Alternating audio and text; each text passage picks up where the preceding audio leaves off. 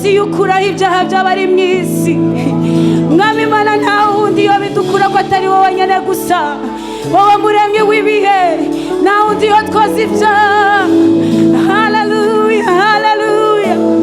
Yesu shigwa hejuru, urabereye, urabereye mwami w'abami. Haleluya.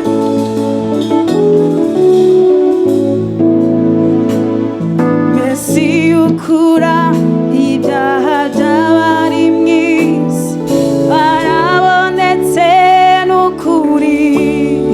Oh, niwe mwana w'Imana watambwe rimwe ku bwacu,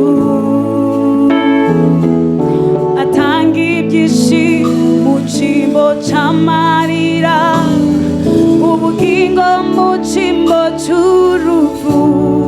Oh, niwe utuma nkiranuka, ndihesherejwe no kwizera. Twese Mesiya ukuraho ibyaha by'abari mu isi, yarabonetse, yarabonetse. Niwe mwana w'Imana watambwe rimwe ku bwacu, atanga ibyishimo, atanga ibyishimo mu cyimbo cy'amarira, ubugingo mu cyimbo cy'urupfu. Niwe utuma nkiranuka, ndihesherejwe no kwizera. Kandi Mesiya ukuraho, Mesiya ukura ibyaha by'abari, yarabonetse n'ukuri.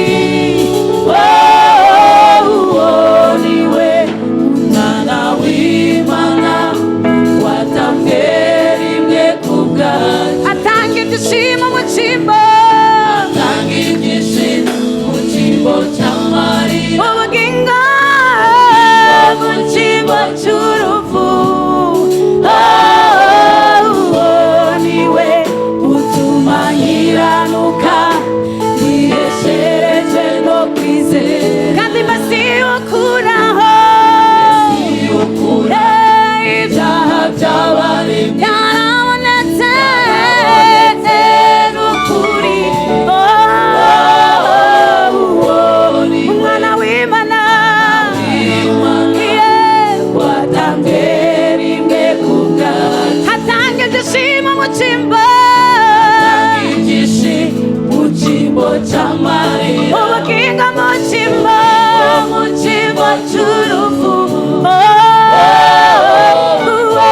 Niwe utuma nkiranuka, ndihesherejwe no kwizera. Kandi Mesiya ukuraho, ukuraho by'abari, yarabonetse n'ukuri. Umwana w'Imana watambwe rimwe ku bwacu, atanga